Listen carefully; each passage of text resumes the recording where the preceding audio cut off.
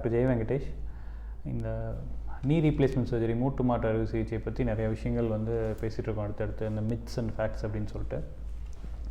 இன்னொரு காமனான மித் என்னென்னா, நீ ஆப்ரேட் பண்ணிட்ட அந்த ஆர்டிஃபிஷியல் ப்ராசஸஸ் வந்து செயற்கை மூட்டு வந்து 10 வருஷம் இல்லை 15 வருஷம் தான் அதிகபட்சம் அதோட லைஃப் இருக்கும். அதுக்கு மேலே வந்து நீங்கள் திருப்பியும் ரிவிஷன் சர்ஜரி பண்ணணும்.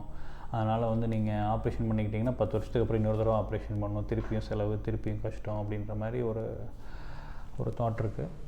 என்னென்னா, முன்னாடி இருந்தது. முன்னாடி வந்து முதல்ல இந்த நீ ரீப்ளேஸ்மெண்ட் கண்டுபிடிச்சப்போ 1970களில் 80களில் அப்போ வந்து டிசைன்லாம் பார்த்திங்கன்னா அதுவே ஒரு எக்ஸ்பெரிமெண்டல் ஃபேஸில் அப்போ இருந்த டெக்னாலஜி வச்சு கண்டுபிடிச்சாங்க.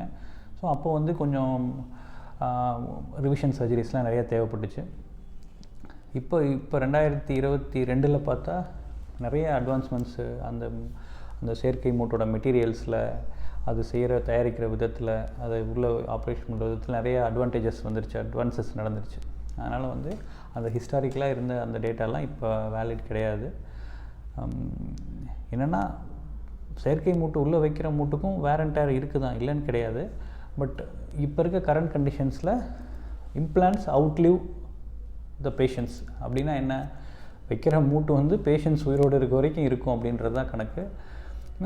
சம்வேர் பிட்வீன் 25 to 30 இயர்ஸ் வரைக்குமே அந்த இப்போ இருக்க இம்ப்ளான்ட்ஸ்லாம் சர்வைவ் ஆகிட்டுருக்கு. அதாவது லேட் 90s 2000s ஆப்ரேட் பண்ணவங்க எல்லாமே இன்னும் ஹெல்த்தியாக எந்த இஷ்யூவும் இல்லாமல் இருக்காங்க.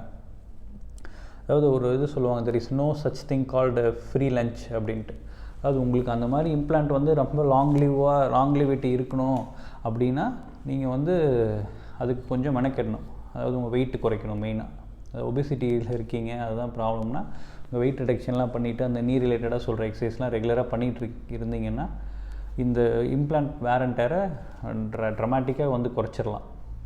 எப்படி வந்து ஆரோக்கியமாக இருக்கணும்னா நீங்கள் வந்து ஃபுட்டு பார்த்துக்கோங்க, எக்ஸசைஸ் பண்ணுங்கன்ற மாதிரி இந்த உள்ள நீ ரீப்ளேஸ்மெண்ட்டுக்கு அப்புறம் ப்ராப்ளம் இல்லாமல் இருக்கணும்னா வெயிட் ரிடக்ஷன் பண்ணணும். அதுதான் ரொம்ப முக்கியமான ஃபேக்ட். இதில் யங்கஸ்ட் பேஷண்ட் நான் ஆப்ரேட் பண்ணது பார்த்திங்கன்னா 37 இயர்ஸ் ஃபீமேல். பொதுவாக சொல்லுவாங்கள்ல 55-60 வயசில் தான் பண்ணணும், அப்புறம் 37 வயசுலேயே மூட்டு மாற்றிருக்கோன்னா ஏதாவது ரீசன் இல்லாமல் பண்ண மாட்டோம்ல. அதாவது இந்த சரவாங்கின்னு சொல்கிறாங்களே, முடக்குவாதம், அதனால் பாதிக்கப்பட்டு கிட்டத்தட்ட ஒரு 2-3 வருஷமாக வந்து வீட்லேயே இருந்துட்டு இறங்கி நடக்கிறதே ரொம்ப கஷ்டப்பட்டு அப்படி இருந்த பேஷண்ட் அவங்க. ஸோ அப்படின்றப்ப ஏஜ் அதிகமானால் தான் பண்ணோன்னு இன்னும் 10 வருஷம் அப்படியே அவங்கள படுக்க வச்சு பார்த்துட்டு இருக்க முடியாதுல்ல. அப்படின்றப்ப அந்த சர்ஜரி, நீ ரீப்ளேஸ்மெண்ட் சர்ஜரி ஒரு drastic improvement in their life, ஒரு கேம் சேஞ்சர் மாதிரி.